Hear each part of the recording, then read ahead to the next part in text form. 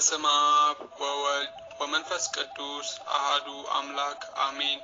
ሰላም ለእናንተ ውድ የመርሃ ግብራችን ተከታታዮች እንደምን አላችሁ? ይህ በተዋሕዶ እምነታችን ኪነ ጥበብ ክፍል ተዘጋጅቶ የሚቀርብላችሁ የቆሎ ተማሪ የተሰኘው መንፈሳዊ ትረካ ነው። እነሆ እስከ ፍጻሜው ድረስ በጥሞና ተከታተሉን ዘንድ በአክብሮት እንጠይቃለን። ጌታችን መድኃኒታችን ኢየሱስ ክርስቶስ እንዳስተማረን በተግባርም እንዳሳየን በየዕለቱ ሁለት እየሆኑ የዕለት ጉርሳቸውን በስመ ማርያም ተማጽነው ለምነው ለማምጣት ከባታቸው ወደ ተለያዩ መንደሮች ቀኑን ሙሉ ሲዞሩ ይውላሉ። ዛሬ ግን ባልንጀራው ስለታመመ ብቻውን ለመሄድ ተገዷል። ተስፋ ሰንቆ ለራሱም ለባልንጀራውም የሚሆን ቁራሽ ለመለመን ከውሻ ጋር ታግሎ የክረምቱን ቁር ተቋቁሞ ወቅቱም ክረምት በመሆኑ ሰው ሁሉ በየመስኩ በየእርሻው ስለሚውል የአብዛኛው ሰው ደጃፍ ዝግ ነው። ብቻ ግን ስሟን ስንቅ አድርጎ በተስፋ ቶሎ እንደሚመለስ ለባልንጀራው ነግሮ ጉዞውን ቀጠለ።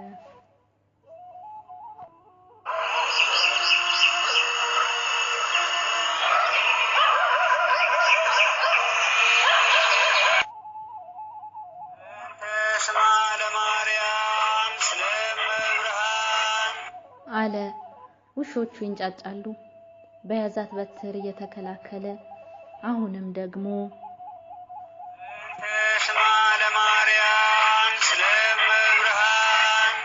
አለ አይኑን ወደ ውስጠኛው አጥር አፍጥጦ ሰው መኖር አለመኖሩን እየተመለከተ።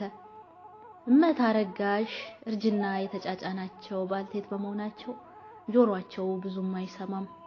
እሱም ከባቱ ከወጣ ረፈድፈድ ብሏል። ስለዚህም በጣም ደክሞታል። እናም በአጋጣሚ ወደ ደጅ ሲወጡ ተመለከቱት። ተሜ አልጋገርንም አሉት። እሱም በምላሻቸው ደስተኛ ባይሆንም ልብ በሚነካ ዜማ እያነበነበ በስተምስራቅ አቅጣጫ ባለው የአጥሩ በራፍ ወጥቶ ሄደ። ተስፋ አድርጎ በስሟ ተማጽኖ አኮፋዳውን ሞልቶ የሚገባባት መብርሃን ዛሬስ ምን ነው ጨከንሽብኝ በሚል አይነት ወደ ላይ ወደ ሰማይ አንጋጦ ተመለከተ። ደመናው ከብዶት ጉም እየተዛዘለ ይጓዛል። እንኳን አኮፋዳው ባዶ ሆኖ እንደውም የሰማዩ ጥቁረት ሆድ ያስብሳል። ወንዙን ተሻግሮ ማዶ ያለው መንደር ለመድረስ ከሩጫ ባልተናነሰ እርምጃ በትሩን መርኮዝ እያለ ሲያሻው ትከሻው ላይ እየሰቀለ የዝናቡን መጣሁ የሚል ጉርምርምታ ተው ብሎ የሚያስቀረው ይመስል ገልመጥ እያረገ ወደ ሰማይ ያይና መንገዱን ይቀጥላል። ያስባል። አንዳንዴም ሳት ይለውና ድምፁ ይወጣል። በእንተ ማርያም ብዬ ሳይቀናኝ ይባስ ብሎ ዝናቡም እንዳይደበድበኝ። አይ እመብዙሃን እስኪ አንቺ ታውቂያለሽ እያለ እንደ ጸሎትም እንደ ምሬትም ብቻ በማይታወቅ ስሜት ገስግሶ ከማዶ መንደር ደረሰ። ቀኑ እየመሸ ነው። ሳይታወቀው ከባቱ ብዙ ርቆ መጥቷል። በዛ ላይ ዝናቡ ከብዷል። በመንደሩ ካሉት 12 ያህል ጎጆዎች ከሰባቱ ለሱና ለባልንጀራው ራት የሚሆነውን እንደ ነገሩ አገኘ። እናም ጊዜው እንደመሸ ቢታወቀውም ማንንም ለነፍሴ ብሎ ሊያሳድረው የሚፈልግ አልነበረም። በአቅራቢያው ወዳለው የአቡነ ገብረ መንፈስ ቅዱስ ቤተክርስቲያን ሄዶ እንዳያድር በባት ያለው ባልንጀራው ታሞ ሳያየው ሊያድር አልፈለገም። ወዲህም የሌሊቱን የትምህርት ጊዜ እንዲያመልጠው አልፈለገም። ስለዚህ ከየቤቱ የተሰጠውን ቁራሽ በወግ በአኮፋዳው አስተካክሎ ብርዱና ነፋሱ ስለበረታ ከቀየው ለትምህርት ሳይወጣ እናቱ ባቄላ ቅንታ የገዛችለትን ፎጣ ተከናነባት። አኮፋዳውንና ዳዊቱን አንግቦ መንገዱን ቀጠለ። የክረምቱ ሰማይ አይን ያዝ ማድረግ ጀምሯል። ገበሬው ከርሻው እረኛውም ከብቶቹን ሲያግድ ከዋለበት ከዱር ከሜዳ ሁሉም ወደ ቤቱ እየተመለሰ ነው።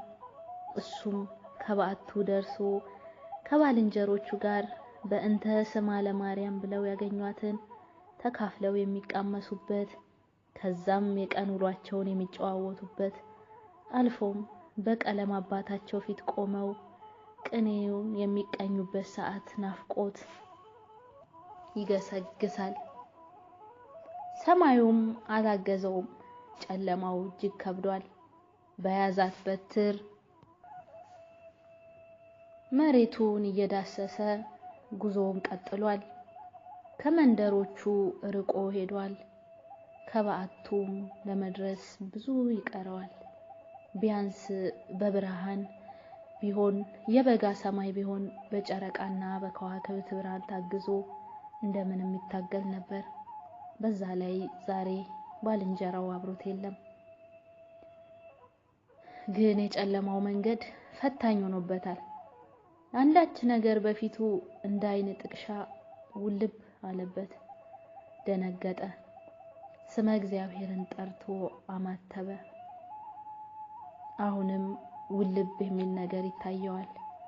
ጸሎታ ለማርያምን መላልሶ እየደገመ ቀስ ብሎ ከመንገዱ ወደ ዳር ወጣ ብላ ካለች ዛፍ ደገፍ ብሎ ለመቆም በብትሩ እየዳሰሰ ሲታገል ክፉኛ እግሩን እንቅፋት መታው።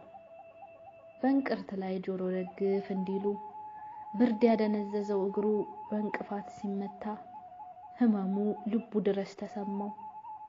እንደምንም ብሎ ዛፏ ስር ቁጭ አለ። የውሾች ድምጽ ከሩቅ ይሰማዋል። ያለማቋረጥ ይንጫጫሉ። አንዳች ነገር አይተው ይሆናል ብሎ አሰበ። ወደ ራሱ ሲመለስ የእግሩ ቁስል ነዘነዘው። ከለበሳት ፎጣ ላይ በጫፍ በኩል ቀዶ ቁስሉን አስሮ ቀና ሲል የማይታመን ነገር ተመለከተ። በድቅድቅ ጨለማ ውስጥ ከመቆየቱ የተነሳ አይኖቹ በጨለማ ውስጥ ያለውን ድርጊት ሁሉ ማየት ችለዋል። እናም በተመለከተው ነገር ደንግጦ ከተቀመጠበት ሳይነሳ ምነው መብርሃን፣ ምነው ጭንቃማ ላጇ አሳልፈሽ ሰጠሽ እያለ ያጉረመርማል። መለስ ሲልና ደግሞ የሚያጽናና መንፈስ ይሞላዋል። ተመስገን፣ ሳይገባኝ ክብርህን አሳየኸኝ ይላል።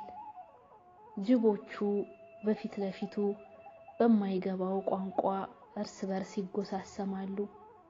እኔ ልብላው፣ የለም እኔ ነኝ የምበላው የሚባባሉ መሰለው። ፈራ፣ ተንቀጠቀጠ። የያዛትን አኮፋዳና ዳዊቱን ቀስ ብሎ ከደረቱ ጠጋ አድርጎ አቀፋቸው። ይቀጥላል።